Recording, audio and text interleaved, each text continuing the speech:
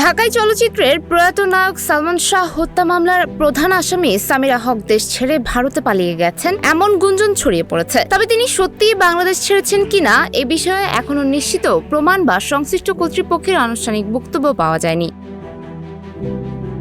সালমান শাহর পরিবারের ঘনিষ্ঠ একটি সূত্র গণমাধ্যমকে জানিয়েছে, অভিনেতা ডন গ্রেপ্তার হওয়ার পর সামিরা বাংলাদেশ ছেড়ে ভারতে চলে গেছেন। সূত্রটির দাবি, ডনকে গ্রেপ্তারের পর সালমান শাহ হত্যা মামলাকে ঘিরে নতুন করে তৎপরতা শুরু হলে সামিরার দেশ ছাড়ার বিষয়টি সামনে আসে। তবে তিনি ঠিক কবে এবং কিভাবে বাংলাদেশ ছেড়েছেন সে বিষয়ে নিশ্চিত কোনো তথ্য পাওয়া যায়নি।